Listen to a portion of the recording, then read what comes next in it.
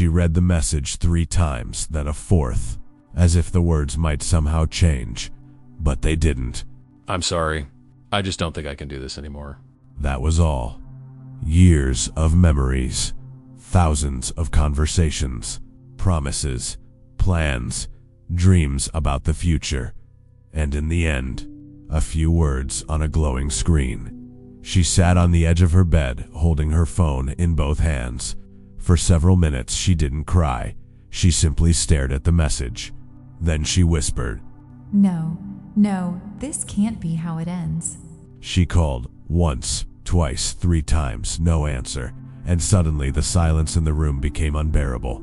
It wasn't just a relationship she was losing. It was everything she had imagined inside it. The trips they were supposed to take, the home she had imagined, the conversations they would never have, the version of herself she thought she would become beside him.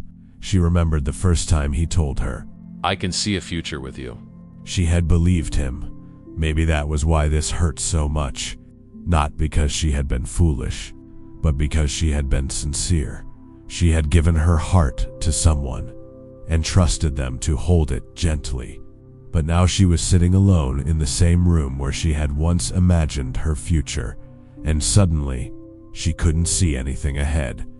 The next morning, his coffee mug was still in the cupboard. A photograph of them was still on the shelf. His name was still at the top of her recent calls. Everywhere she looked, there was evidence that someone had once belonged there. She tried to be strong. She deleted a photograph, then another. But when she reached the 3rd one, she stopped. In it, they were laughing. Really laughing. She looked happy, and that was the hardest part. Not everything had been a lie. Some of it had been real, and somehow that made losing it even more painful.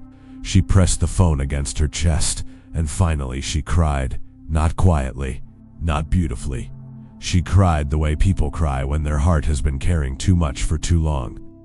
For days she tried to understand. What had she done wrong? What could she have said differently? What had changed? She replayed every conversation, every argument, every silence, searching for the exact moment when love had begun to disappear. But she couldn't find it. One night, exhausted from searching for answers, she fell to her knees beside her bed, and for the first time, she stopped trying to sound strong. Jesus, why? Why did my heart have to break? I loved him. I really loved him. Why did you let me build my heart around something if it was only going to fall apart? She covered her face. Why didn't you stop me? Why didn't you warn me? Why didn't you protect my heart? Then, through her tears, she whispered the question she had been most afraid to ask. Jesus, did I love the wrong person? For a moment, there was only silence. Then a gentle voice answered. My child, loving someone was never your mistake. She slowly lifted her head. Then why does it hurt so much? Because your heart was real. You did not love halfway. You did not give me a broken imitation of love. You opened your heart, and now that heart is grieving what it has lost. Her tears continued to fall. But I feel so stupid. I should have known. I should have seen it coming. No, do not punish yourself for having hope. Do not be ashamed because you believed in something beautiful. A loving heart is not foolish simply because it was hurt. Someone leaving does not mean you were wrong to love. But I wanted it to be him. I prayed about us. I imagined my whole life with him. I thought this was part of the future you had for me. Jesus looked at her with compassion. I know. Then why wasn't it? There are some questions you may not understand tonight, and I will not give you an easy answer just to make your pain disappear. She looked at him. But hear me. The end of something you loved is not the end of your life, and losing the future you imagined does not mean I have stopped writing your story. It feels like everything is over. It feels that way because a chapter has ended, but you are confusing the end of a chapter with the end of the book. She looked down. There was something else she hadn't admitted, something she was almost ashamed to say. I still want him back, even after everything, even after the pain. Sometimes I still look at my phone and hope his name will appear. Does that make me weak? Jesus smiled gently.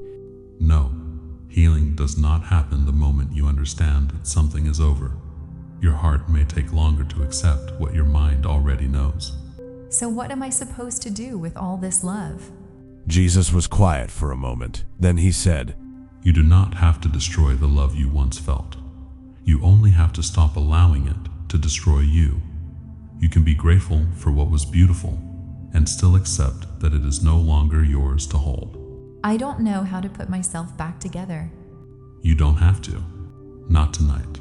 Not all at once. You do not have to wake up tomorrow and suddenly be healed. You do not have to pretend that you are okay. Let your heart hurt. Let yourself grieve. And when you cannot carry the pain anymore, bring it to me. What if I never love like that again? Jesus looked at her. Then don't worry about forever tonight. Your heart does not need to decide its entire future while it is still bleeding. Rest, heal, and let tomorrow arrive when it is ready. For a long time she sat in silence, and slowly, something began to change. Not the pain. The pain was still there, but she stopped fighting it. She stopped demanding that her heart heal immediately. She allowed herself to be sad. She allowed herself to miss him, and for the first time, she also allowed herself to imagine a life beyond what she had lost. She looked at Jesus.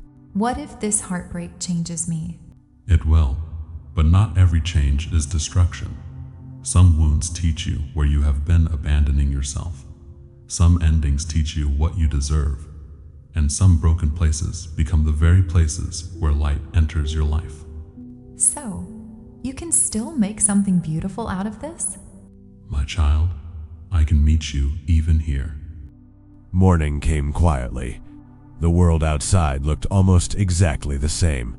Cars passed, people went to work, someone laughed somewhere in the street, and for a moment she felt strange.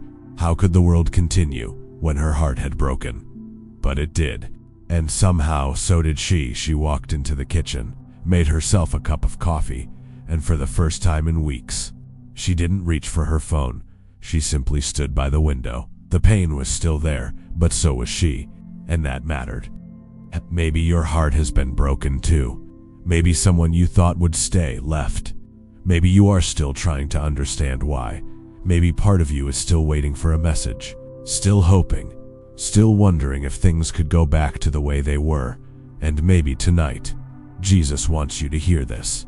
My beloved child, your heart broke, but you did not. You are still here, and I am still here too. Do not rush your healing. Do not be ashamed of your tears, and do not believe that because someone could not stay, you were not worth staying for. You were worthy before they came into your life, and you are worthy now. This pain may have changed the direction of your story, but it has not destroyed your future. One day, you will look back at this version of yourself, the one who thought she would never be okay again, and you will want to hold her, because she survived something she once believed would destroy her. So cry if you need to cry. Rest if you need to rest. Miss what you have lost, but do not stay in the ruins forever. When you are ready, take my hand. There is still more life waiting for you. She looked out of the window. The sun was beginning to rise, and for the first time, she didn't ask Jesus to bring him back. Instead, she closed her eyes and whispered, I don't understand why this happened, but please don't let me lose myself because of it. And softly Jesus answered, I won't.